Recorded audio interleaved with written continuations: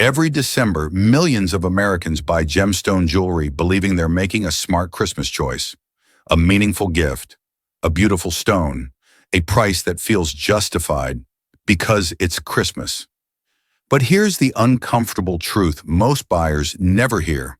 The holidays are the most expensive time of year to misunderstand gemstones. Not because gemstones suddenly become rarer, not because their quality changes, but because Christmas changes how people decide. Colors feel more emotional, names feel more trustworthy, and familiar stones stop being questioned. In the next few minutes, we're not talking about bad gemstones. We're talking about good stones bought for the wrong reasons. Stones Americans consistently overpay for every Christmas, often without realizing it. Some because of color, some because of history, some because of names we've been taught to trust. And one stone at the end of this list is so trusted, so culturally protected, that most people never even think to question the price. Stay with me, because once you see how Christmas changes gemstone value, you'll never look at a holiday jewelry display the same way again. Ranked 15th, white topaz, the Christmas diamond alternative people overpay for. Every Christmas, white topaz quietly steps into a role it was never meant to play. In jewelry stores across the U.S., it appears under bright lights, placed beside diamonds, introduced with familiar phrases. Brilliant, elegant, diamond-inspired. To holiday shoppers, it feels like a smart compromise. The look of a diamond without the diamond price. And visually, that promise works. Freshly polished white topaz can sparkle cleanly and brightly. Under showroom lighting, its reflections are sharp. Its clarity looks convincing. For someone buying a Christmas gift under time pressure, it feels like a win.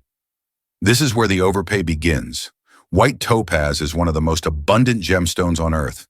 At the source, it is inexpensive, widely available, and mined in large quantities.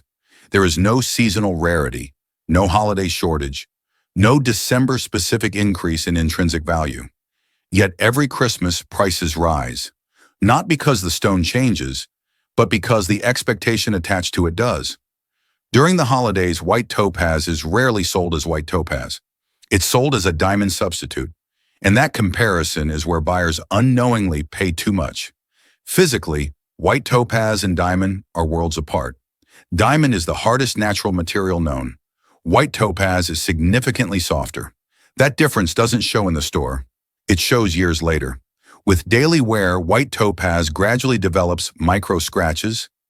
Facet edges soften.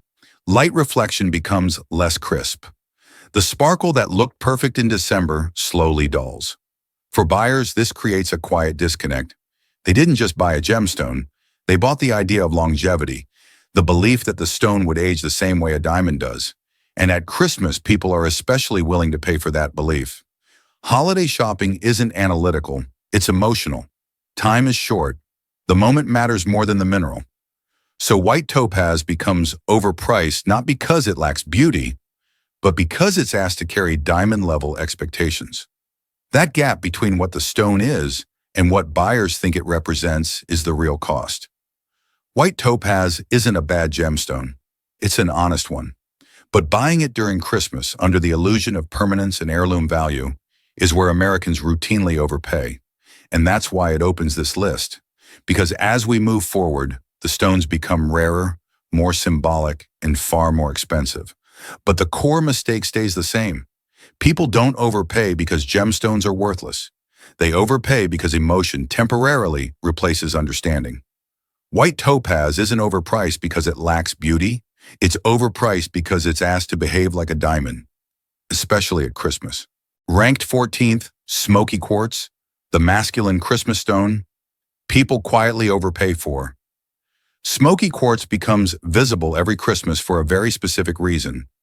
While bright reds and greens dominate holiday displays, smoky quartz occupies a different emotional space.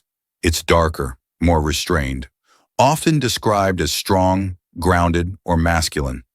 That makes it a seasonal favorite for one category of Christmas gifts in particular: jewelry bought for men. In December, smoky quartz is frequently presented as the safe choice. Neutral in color, sophisticated, easy to wear, And under warm holiday lighting, the stone looks deeper and richer than it really is. This is where the overpay begins. Geologically, smoky quartz is not rare. It's a naturally occurring variety of quartz found in large quantities across multiple continents.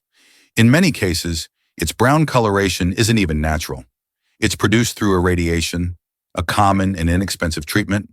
At the source, smoky quartz is abundant and affordable, but Christmas changes how it's framed. During the holiday season, smoky quartz is often repositioned as a premium stone, set in heavy silver or gold, paired with language like heritage, strength, or earth energy, marketed less as a crystal and more as a statement. That shift dramatically alters perception. Buyers aren't paying for rarity. They're paying for tone. Smoky quartz feels serious. It feels grown up. It feels intentional. And that makes it an easy gemstone to overvalue emotionally. What most buyers don't realize is how wide the gap can be between presentation and material reality. The stone itself is durable enough for occasional wear, but it doesn't possess the intrinsic scarcity that would justify its holiday pricing. There is no Christmas supply constraint, no seasonal mining limit, no increase in geological value. The only thing that changes in December is storytelling. Smoky quartz also benefits from a second seasonal illusion, longevity through weight. Heavier settings make the piece feel substantial, important, expensive. But weight doesn't come from the gemstone. It comes from the metal around it. So when people overpay for smoky quartz at Christmas, they're rarely paying for the stone itself. They're paying for how the piece makes them feel when they hand it over. Grounded, confident, thoughtful. Those are powerful emotions, especially during the holidays. Smoky quartz isn't deceptive. It doesn't pretend to be something else. The overpay happens because buyers assume depth of color equals depth of value. And in December, darker stones often feel more serious, more worthy than they truly are. That's why smoky quartz sits near the beginning of this list. It's not overpriced because it's misrepresented. It's overpriced because it's emotionally misread. And as we move forward, the gemstones ahead won't just benefit from color or mood. They'll benefit from history, myth, and marketing narratives that make overpaying feel almost inevitable. The next stone proves that even warm, cheerful colors can be just as misleading. Ranked 13th, Citrine, the warm Christmas gold that isn't what most buyers think. Citrine feels made for Christmas. Its golden color mirrors holiday lights. Its warmth suggests optimism, success, abundance. In December displays, citrine often glows like bottled sunshine, a gemstone that feels cheerful without trying too hard. That visual association is powerful. Around the holidays, citrine is commonly positioned as a positive gift, something uplifting, something symbolic, a stone meant to represent prosperity for the year ahead. And for many buyers, that symbolism is enough to justify the price. This is where the overpay begins. What most Christmas shoppers don't realize is that natural citrine is actually rare. The vast majority of citrine sold today isn't citrine at all. It's heat-treated amethyst. When certain amethysts are heated, their purple color shifts into yellow and orange tones. The treatment is permanent, it's inexpensive, and it's widely accepted in the trade. There's nothing unethical about selling treated citrine, as long as buyers understand what they're buying. But during the Christmas season, that clarity often disappears. Citrine is rarely introduced as heated amethyst. It's presented as a standalone gemstone, given romantic names, wrapped in narratives about warmth and success. Under holiday lighting, the distinction feels irrelevant. The stone looks bright, the color feels right, the moment feels special, so people pay prices that assume rarity, even when the material itself is anything but rare. At the source, treated citrine is abundant and affordable. There is no December shortage, no seasonal spike in geological value. But Christmas marketing reframes it as something more meaningful than it is. Citrine also benefits from another seasonal illusion: accessibility. It's bright but not flashy, colorful but not intimidating, easy to like, easy to gift. That makes it a perfect impulse gemstone. Buyers don't question it the way they might question emeralds or rubies. They don't ask about treatments. They don't compare long-term value. They trust the feeling. And feelings are expensive in December. Overpaying for citrine isn't about deception, it's about assumption. Assuming golden color equals natural rarity, assuming warmth equals value, assuming a cheerful stone must carry cheerful economics. Years later, many buyers are surprised to learn that their rare golden gem was produced by heat and that its market value never matched the story attached to it. Citrine isn't a bad gemstone. It's honest, durable, and visually appealing, but at Christmas, it's often priced for symbolism rather than substance. That's why it sits at number 13. Because as we move closer to the center of this list, the gemstones won't just be misunderstood by color, they'll be misunderstood by history, by naming, and by traditions that make overpaying feel almost inevitable. Citrine isn't rare because it looks warm. At Christmas, warmth is mistaken for scarcity, and that confusion carries a price. Ranked 12th, Aquamarine, the icy luxury stone people. Overpay for in December. Aquamarine is one of the most Christmas-coated gemstones in America, not because of tradition, but because of atmosphere. Its pale blue reads like winter glass, frozen lakes, cold skies, clean air. In December displays, Aquamarine doesn't look like a colored stone. It looks like quiet luxury. That's why it sells so easily. And that's where the overpay begins. Most holiday buyers assume Aquamarine is inherently premium because it belongs to the beryl family, the same family as emerald. They also assume aquamarine automatically means that dreamy ocean blue tone you see in ads. But the aquamarine that dominates Christmas jewelry counters is usually commercial-grade material. Lighter color, weaker saturation, sometimes slightly gray, stones that rely on lighting and setting to feel expensive. Under warm holiday spotlights, even pale aquamarine looks cleaner and deeper than it really is. It photographs well. It feels refined. It feels safe but special. So people pay for an aesthetic that disappears the moment the lighting changes. There's nothing wrong with commercial-grade aquamarine. The problem is the pricing logic people apply to it in December. The aquamarine's real value driver is color strength. Richer, more saturated blues are far rarer and priced accordingly. But Christmas retail often compresses that gap. The name aquamarine becomes a selling point, and the grade becomes secondary. And aquamarine has another holiday advantage. It doesn't trigger skepticism. Buyers interrogate diamonds. They worry about emerald clarity. They hesitate at ruby pricing. Aquamarine feels calm, clean, and trustworthy, which makes it easier to overpay without even realizing you're doing it. Years later, this is when many buyers get surprised. Appraisals don't match what they paid. Resale demand is modest. And that winter luxury feeling they bought turns out to have been mostly lighting plus narrative, not scarcity. Aquamarine isn't a bad gemstone. In fine quality, it can be stunning. But at Christmas, commercial-grade aquamarine is often priced like a premium blue, simply because the season rewards icy color and quiet symbolism. That's why it belongs on this list. Not because it's fake, but because December turns pretty and calm into rare and valuable, and most buyers never stop to separate the two. And if aquamarine proves how winter color can inflate value, the next stone shows how familiarity can do the same, even when supply is massive.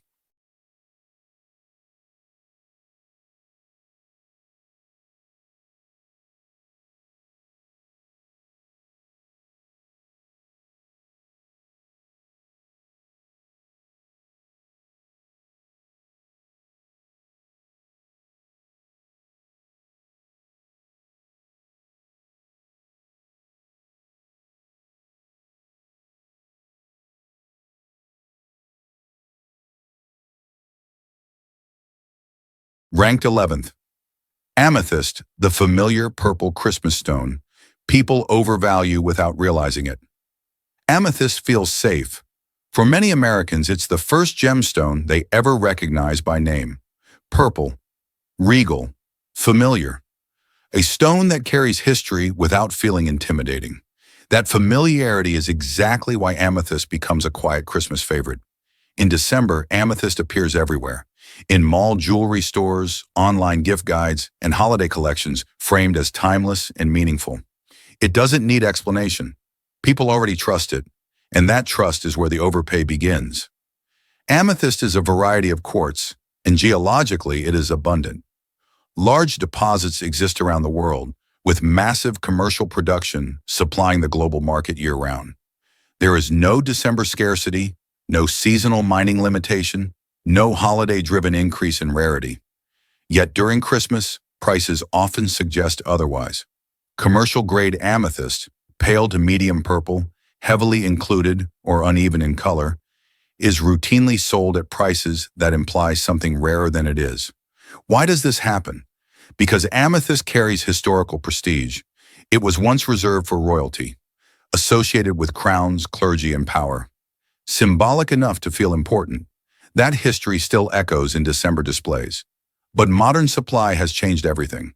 What once was scarce is now widely available, especially at commercial quality levels. The deep, richly saturated amethyst collector's value is far less common than the pale purple stones most holiday shoppers encounter. Yet the pricing often ignores that distinction. At Christmas, amethyst benefits from assumption. Buyers assume purple equals premium, assume long history equals lasting value, assume familiarity equals safety. They don't ask about saturation. They don't ask about origin.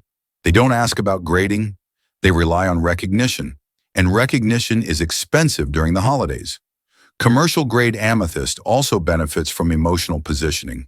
It's often framed as a stone of calm, balance, spiritual grounding. Those ideas resonate strongly at the end of the year, a time when people want gifts to carry meaning, not just beauty, so the price reflects symbolism rather than material reality. Years later, many buyers discover that their amethyst, while attractive, holds little resale or collector value, not because it's fake, not because it's flawed, but because it was never rare to begin with. Amethyst isn't a bad gemstone. At high quality, it can be exceptional. The overpay happens when commercial-grade material is sold with royal-era expectations, especially during Christmas, when nostalgia and emotion amplify every purchase. That's why amethyst sits at number 11, because the stones ahead won't rely on familiarity alone. They'll rely on color, naming, and tradition, all of which make overpaying feel not just reasonable, but inevitable. What buyers pay for commercial amethyst at Christmas reflects recognition, not supply.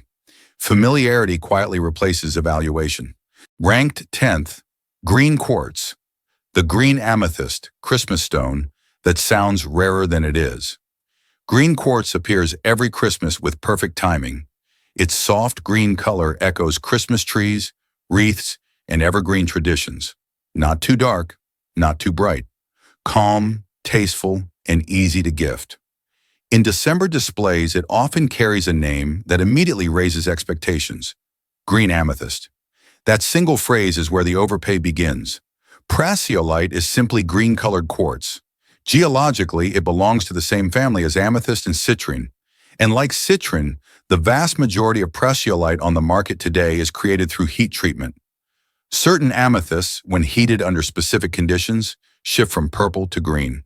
The process is stable, it's legal, and it's inexpensive. There's nothing inherently wrong with treated prasiolite. The problem isn't the stone, it's the name. Calling prasiolite green amethyst implies rarity, continuity, and prestige, even though amethyst is, by definition, purple. The name sounds authoritative, familiar, reassuring, and at Christmas, reassurance sells. Most buyers never hear the distinction. They see green, they hear amethyst, they assume value. But from a market perspective, prasiolite is abundant. There is no December shortage, no seasonal mining pressure, no natural scarcity driving holiday prices. Yet in Christmas settings, it's often priced closer to stones that are genuinely rare. Why? Because green carries emotional weight in December. Green feels symbolic. It feels traditional. It feels safe. So prasiolite benefits from both color bias and terminology bias, a powerful combination. Buyers aren't paying for rarity. They're paying for reassurance wrapped in holiday language. There's also a psychological effect at play. Green quartz doesn't trigger skepticism the way emerald does. Emerald feels expensive, complicated, risky. Prasiolite feels approachable, and that makes it easier to overpay without realizing it. The stone looks refined, the name sounds premium, the setting feels seasonal, so the price feels justified. Years later, many buyers are surprised to learn that their green amethyst has little collector demand and modest resale value. Not because it lacks beauty, but because its story was stronger than its substance. Prasiolite isn't pretending to be something else. The misunderstanding comes from how it's framed, especially during Christmas, when green feels meaningful rather than analytical. That's why green quartz sits at number 10. Because from this point forward, the gemstones on this list won't just rely on color or familiarity. They'll rely on tradition, symbolism, and naming conventions that make overpaying feel almost automatic. The word amethyst elevates prasiolite far more than its geology ever could. In December, names carry more weight than minerals. Ranked 9th. Garnet, the classic Christmas red people assume is worth more than it is. Red garnet feels inevitable at Christmas. Its deep crimson color mirrors ornaments, ribbons, and holiday candles. It looks traditional, familiar, comforting. For many Americans, garnet is the red gemstone that feels safe to gift, especially when ruby feels too expensive or intimidating. And that comfort is exactly why people overpay for it. Garnet isn't a single gemstone. It's a family of minerals, some rare, some valuable, and many extremely common. But commercial Christmas jewelry rarely makes that distinction. Most holiday garnet pieces use low to mid-grade red garnet, abundant material mined in large quantities across the world. At the source, these stones are inexpensive, widely available, easily replaceable. There is no December scarcity, yet in Christmas displays, garnet is often framed as a premium red stone. Why does that work? Because garnet benefits from name compression. To most buyers, garnet is garnet. They don't differentiate between rare varieties and commercial material. They don't compare saturation, clarity, or origin. They see red. They hear a familiar name. And they assume consistency and value. Christmas amplifies that assumption. Red is emotionally charged in December. It symbolizes warmth, love, and tradition. So a red gemstone feels meaningful by default. That emotional weight inflates perception. Commercial-grade garnet also benefits from comparison. It's frequently positioned near ruby, sometimes even described as ruby-like in color. That proximity suggests equivalence. But while ruby's value comes from rarity, durability, and natural prestige, commercial garnet's value comes from availability. The gap between those two realities is where overpaying happens. Buyers aren't paying for scarcity. They're paying for color association. They want a Christmas red gemstone that feels safe, symbolic, and affordable. And garnet fits that role perfectly. What's rarely discussed is how narrow the value range actually is for most commercial garnet. The difference between a fairly priced piece and an overpriced one is often marketing, not material. Holiday settings make garnet feel richer, deeper, more luxurious than it really is. And because garnet is durable and honest, buyers don't question the price later, even when resale or appraisal reveals a very different number. Garnet isn't deceptive. It doesn't pretend to be rare. The overpay comes from assumption. Assuming all garnet carries the same value, assuming Christmas red automatically equals premium, assuming tradition guarantees worth. That's why garnet sits at number 9. Because as this list continues, the gemstones ahead won't just rely on color or familiarity. They'll rely on prestige, naming power, and seasonal emotion. Factors that push overpaying far beyond what color alone can do. Commercial garnet doesn't become rarer at Christmas. It simply benefits from red being the season's most trusted color. Ranked 8th, Peridot, the bright green Christmas stone. People mistake for rarity. Peridot looks alive at Christmas. Its bright green color feels fresh among darker holiday tones.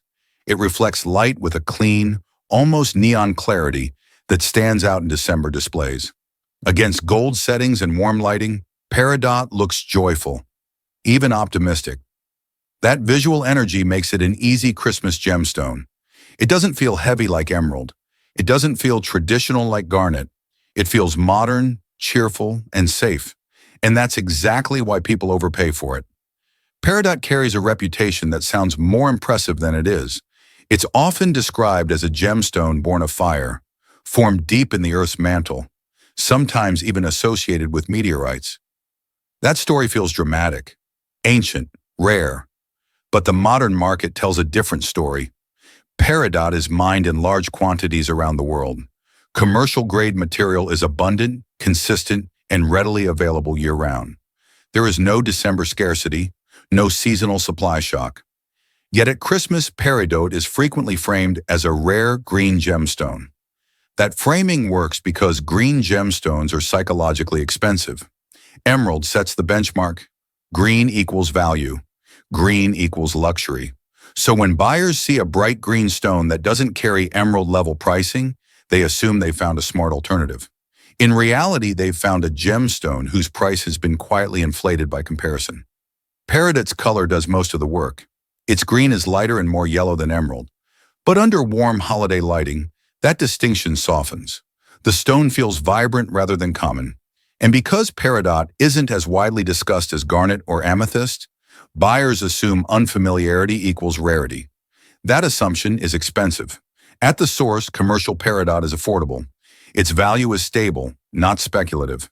It doesn't spike in December, but Christmas marketing repositions it as something more special than it is. Another factor drives the overpay: immediacy. Peridot looks good immediately. It doesn't require deep saturation or flawless clarity to appear attractive. Even lower-grade stones look lively in the right setting. That makes it ideal for impulse purchases. Buyers don't ask about origin. They don't ask about grading. They respond to color and brightness. Years later, many are surprised to learn that their rare green gem holds limited resale value. Not because Peridot lacks beauty, but because beauty was mistaken for scarcity. Peridot isn't a bad gemstone.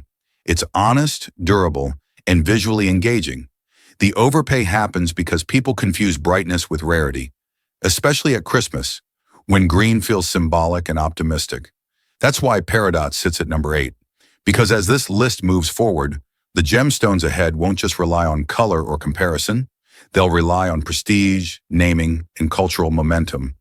Forces that make overpaying feel not just reasonable, but expected. Peridot's brightness makes it feel special.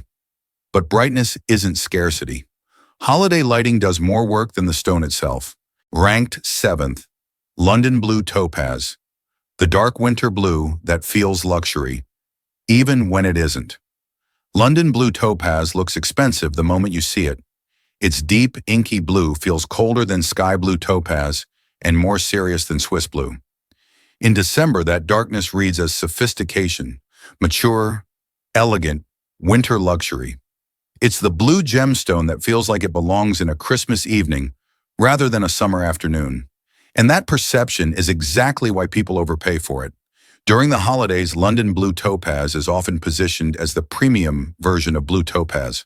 Darker color, richer tone, more refined. Placed in gold settings, under warm seasonal lighting, the stone looks dense and valuable. Closer in mood to sapphire than any other topaz variety. But visually powerful doesn't mean geologically rare. Like other blue topaz, London Blue is created through treatment. Colorless or pale topaz is irradiated and heat-treated to achieve its deep blue tone. The process is stable, legal, and inexpensive. At the source, London Blue Topaz is abundant. There is no natural London Blue deposit, no December mining limitation, no intrinsic reason for the stone's price to spike during the holidays. Yet every Christmas it does. Why? Because darkness suggests value. Darker gemstones are psychologically perceived as rarer and more serious. They feel heavier, more adult, more appropriate for milestone gifts. So when buyers see London Blue Topaz next to lighter blues, the price difference feels justified, even if the material cost difference is minimal. London Blue Topaz also benefits from comparison by omission. It's often presented without context. No mention of treatment, no discussion of abundance. The focus stays on color and mood. That's enough, especially in December, when shoppers are making decisions quickly and emotionally. Another factor drives the overpay: longevity illusion.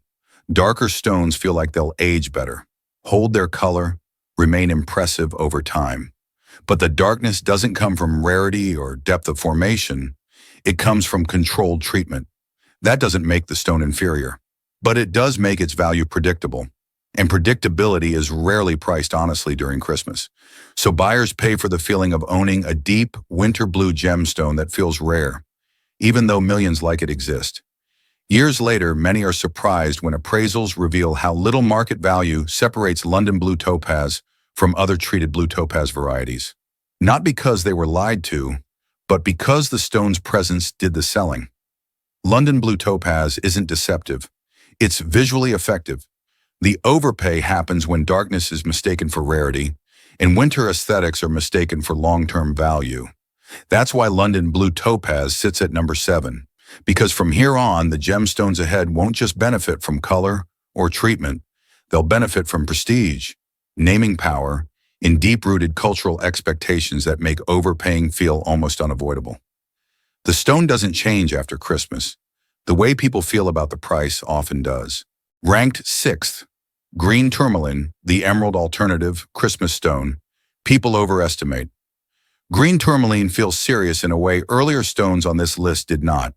Its color is deeper than peridot, richer than prasile light, more complex than most holiday greens.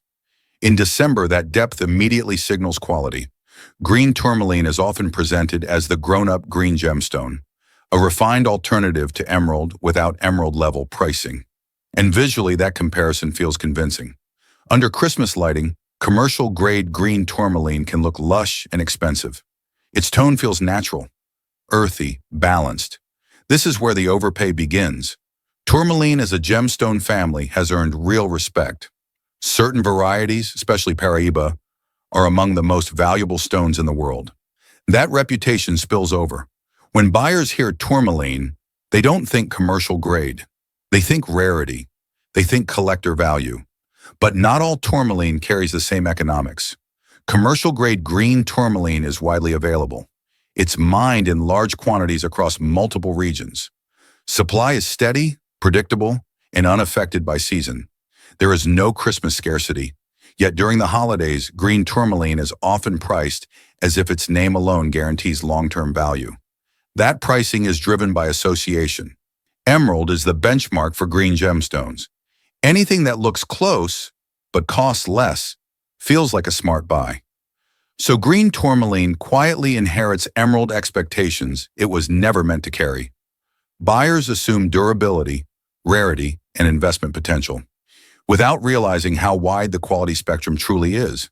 Commercial-grade green tourmaline often shows inclusions, color zoning, uneven saturation. Those features don't make it unattractive, but they place it far from collector-grade material. At Christmas, those distinctions blur. Holiday settings soften imperfections. Warm lighting enriches color. Time pressure reduces scrutiny. So buyers pay prices based on appearance rather than grading. Another factor drives the overpay: naming power. Tourmaline sounds sophisticated, scientific, authoritative. It doesn't feel like a beginner stone. That alone raises perceived value, especially when paired with green, the most psychologically expensive color in gemstones. Years later, many buyers are surprised when appraisals reveal modest resale value, not because the stone is bad, but because they unknowingly paid for the family name, not the individual quality. Green tourmaline isn't deceptive. It can be beautiful, durable, and enjoyable to wear. The overpay happens when commercial-grade material is bought with collector-grade expectations, a mistake amplified by Christmas emotion and emerald comparison. That's why green tourmaline sits at number 6. Because from this point on, the gemstones ahead won't just benefit from color or naming. They'll benefit from history, prestige, and deep cultural symbolism that push overpaying into much higher territory. Green tourmaline looks like an upgrade in December. Years later, many realize they paid for comparison, not rarity. Ranked 5th, treated emerald. The royal Christmas stone people overpay for without realizing it. Emerald carries weight before anyone even looks at it. The name alone suggests royalty, history, power. For centuries, emerald has been tied to crowns, empires, and old money. At Christmas, that symbolism becomes irresistible. Emeralds, deep green mirrors, evergreen trees, wreaths in the visual language of the season. It doesn't just look festive, it feels important. That emotional gravity is exactly why people overpay for it. Most Christmas emerald jewelry isn't made with high-grade emerald. It uses low-grade material that has been heavily treated. Emeralds are naturally included stones. Cracks and fissures are common. To improve appearance, most commercial emeralds are filled with oils or resins. This practice is accepted in the trade. It's legal, it's common, but the degree of treatment matters. Low-grade emeralds often require significant filling to appear clean and vivid. That treatment improves look, not rarity, not durability, not long-term value. Yet at Christmas, the distinction disappears. Buyers hear emerald, they see green, they feel tradition, and they assume permanence. That assumption is expensive. Emerald is one of the most emotionally charged gemstone names in the market. It doesn't feel like a compromise. It feels like a statement. So when shoppers encounter emerald jewelry priced below what they expect, it feels like a rare opportunity, a smart buy, a once-a-year moment. But pricing during the holidays often reflects symbolism, not stone quality. Heavily treated emeralds are abundant. Supply is steady. There is no December scarcity driving prices higher. What changes is context. Holiday lighting hides fissures. Settings mask clarity issues. Sales language emphasizes heritage over disclosure.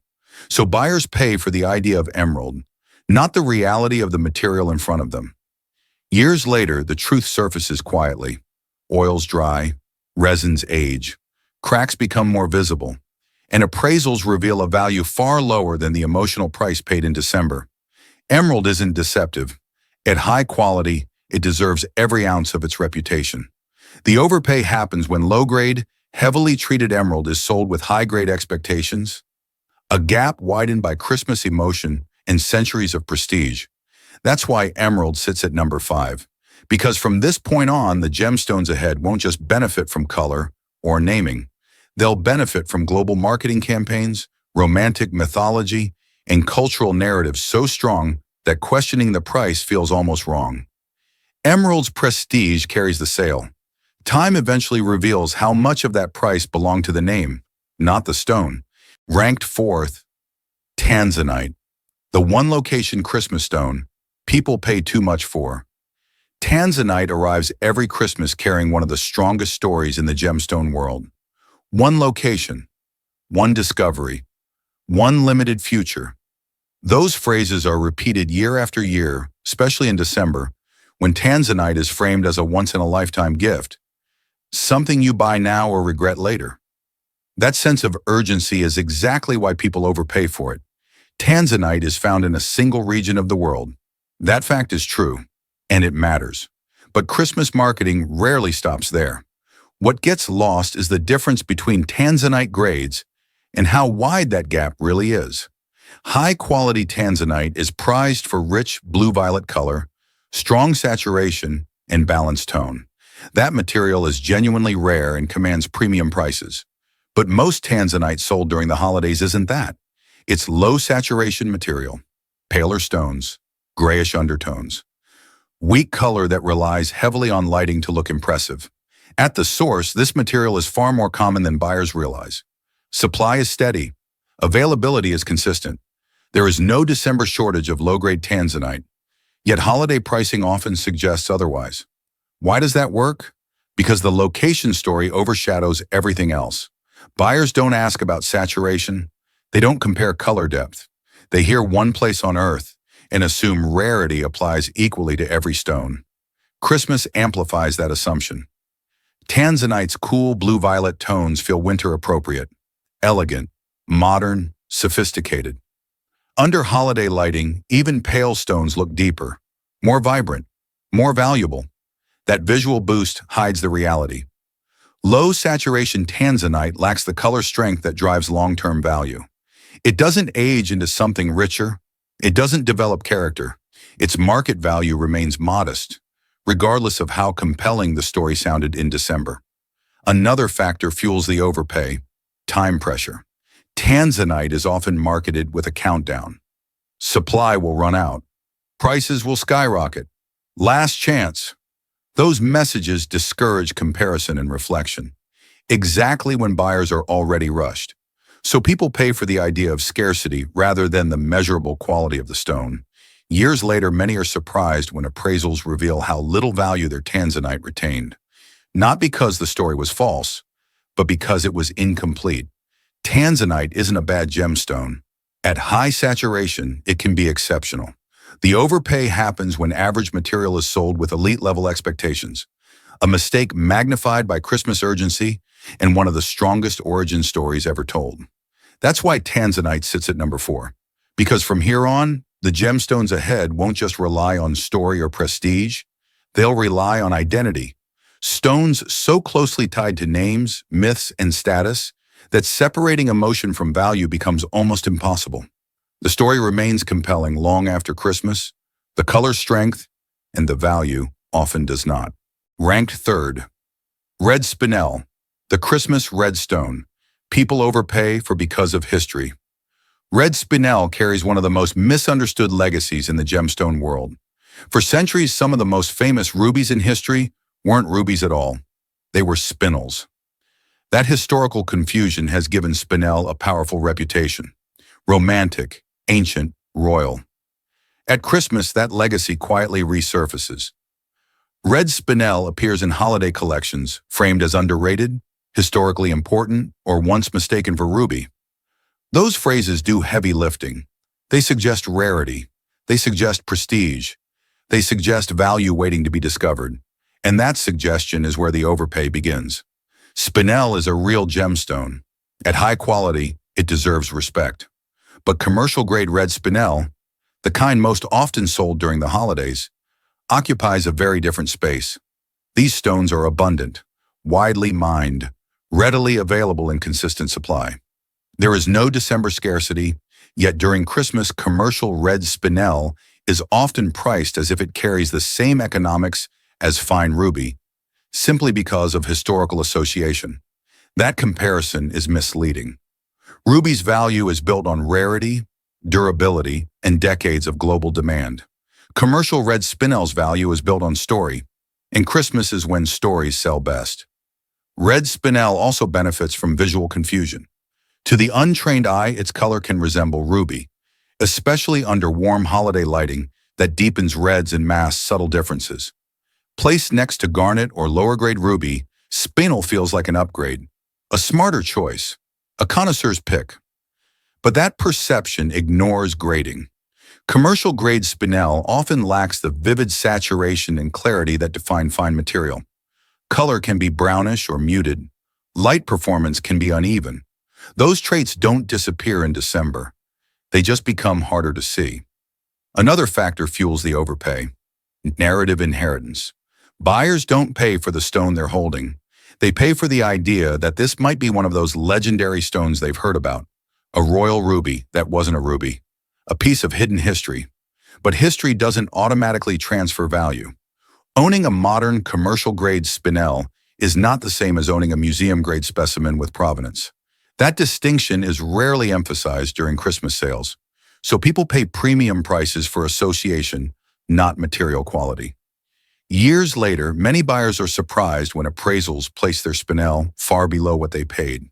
Not because the stone was misrepresented, but because the story overshadowed the substance. Red spinel isn't deceptive. At high quality, it can rival ruby in beauty. The overpay happens when average spinel is sold with exceptional history, a mismatch magnified by Christmas emotion and red symbolic power. That's why red spinel sits at number 3. Because the gemstones ahead won't rely on confusion or comparison. They'll rely on something even stronger. Desire and symbolism so powerful that questioning the price feels unnecessary. Spinel wins in December because history feels transferable. Few buyers stop to ask whether rarity actually transferred with it. Ranked second, ruby, the ultimate Christmas red. People overpay for without questioning. Ruby doesn't need persuasion. The name alone carries authority, power, love, status. At Christmas, ruby becomes more than a gemstone. It becomes a declaration. Red is already the most emotionally charged color of the season, Paired with ruby's reputation, it feels unquestionable. And that certainty is exactly why people overpay for it. Most consumers believe ruby is rare, durable, and permanently valuable. That belief is rooted in truth, for high-quality, untreated ruby. But the ruby most Americans encounter during the holidays isn't that. It's heavily treated ruby. In the commercial market, many rubies are fracture-filled with lead glass or other substances to dramatically improve appearance. The treatment can transform opaque, low-grade material into something visually striking. The practice is legal, it's disclosed, sometimes quietly, and it's widespread. But here's what Christmas buyers rarely pause to consider. Treatment changes value. Heavily treated rubies are far more common than their appearance suggests. They are not scarce. They do not behave like untreated ruby in the long term. Yet during December, those distinctions blur. Holiday lighting intensifies red. Warm displays soften imperfections. Time pressure reduces scrutiny. So buyers respond to color and name, not structure. And ruby's name is powerful. People don't ask questions when buying ruby. They assume permanence. They assume investment-level value. They assume the stone will outlast the moment. That assumption is expensive. Heavily treated ruby can age differently. Fillings can degrade. Surface wear reveals internal fractures. Repairs become complicated. Those realities don't show on Christmas morning. They surface years later. Another factor drives the overpay. Cultural certainty. Ruby is marketed as the king of red gemstones, the stone of love, the stone of passion. At Christmas, gifting ruby feels definitive, as if there is nothing left to explain. So buyers pay premium prices not for rarity, but for symbolic closure. They aren't buying a gemstone, they're buying assurance. The irony is that heavily treated ruby is often priced far closer to untreated ruby than its market fundamentals justify. Not because sellers are lying, but because buyers don't feel the need to ask. And Christmas doesn't encourage asking. Ruby isn't deceptive. At the highest level, it deserves every ounce of its prestige. The overpay happens when heavily treated material is purchased under untreated expectations. A mistake amplified by red's emotional power and ruby's unmatched cultural authority. That's why ruby sits at number 2, because only one category remains. Not a specific gemstone, but a pattern so powerful that it causes the same overpay every year across millions of purchases. And the number 1 entry on this list isn't about what people buy, it's about why they buy it. In first place, diamond, the stone Americans trust so much. They never question the price. Diamond doesn't need persuasion. It doesn't rely on color trends, seasonal symbolism, or holiday storytelling to sell. At Christmas, diamond arrives with something far more powerful than marketing. Absolute trust. For many Americans, diamond is the one gemstone that feels beyond doubt, beyond comparison, beyond questioning. And that trust is exactly why it becomes the most overpaid stone of the season. Every December, diamond purchases spike dramatically. Engagement rings, forever gifts, proposals timed to the holidays. Christmas doesn't just increase diamond demand, it suspends skepticism. Buyers don't walk into a jewelry store wondering if diamond holds value. They walk in believing it already does. That belief changes behavior. Questions about cut quality become secondary. Clarity and fluorescence feel like technical details. Retail pricing is accepted as reality, because diamond is assumed to be the benchmark. But here's what holiday diamond buyers rarely confront. The diamond market is not scarce at the commercial level. Most diamonds sold during Christmas are commercial-grade stones, mass-produced, carefully distributed, and priced through retail storytelling rather than geological rarity. There is no December shortage of these diamonds. Supply does not suddenly tighten. Mining realities do not change with the calendar. What changes is buyer psychology. Holiday lighting softens inclusions. Warm displays emphasize sparkle over structure. Sales language emphasizes forever, not market fundamentals. So buyers pay prices that feel justified, not because the diamond is rare, but because the moment feels irreplaceable. Diamond is also protected by silence. Unlike other gemstones on this list, diamond isn't framed as a choice, it's framed as a conclusion. You don't compare diamond to alternatives. You arrive at diamond. That framing eliminates friction, and friction is what normally prevents overpaying. Retail pricing during Christmas quietly reflects this advantage. Margins widen. Holiday collections appear. Limited time offers create urgency around something that is, in reality, widely available. But buyers don't resist, because diamond has been culturally positioned as price-proof. Years later, many Americans are surprised when appraisals reveal how far retail Christmas pricing sits above secondary market value.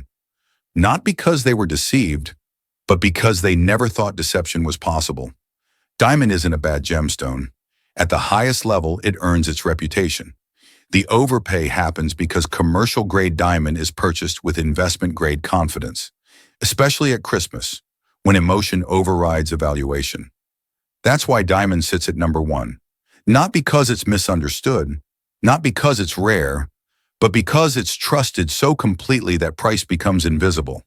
And when trust replaces scrutiny, overpaying doesn't feel like a mistake. It feels like certainty. By now, one thing should be clear. None of the gemstones on this list are bad. They're not fake. They're not scams. The real problem isn't the stones, it's the season. Christmas changes how we see color, how we trust names, how quickly we decide what something is worth. That's why overpaying at Christmas rarely feels like a mistake. It feels like certainty, a meaningful moment, a symbolic gift, a price we don't stop to question because questioning feels unnecessary. But gemstones don't change in December. Only our expectations do. And once you understand that, you stop buying stones based on emotion alone and start seeing value for what it really is. If this is your first time here, welcome. This channel isn't about telling you what to buy. It's about helping you understand why we buy the way we do. If this video changed the way you look at Christmas gemstones, tap like so more people see it. And if you're curious about the stories, history, and hidden economics behind the stones most people never question, subscribe, because this journey goes far beyond the holidays. I'll see you in the next one.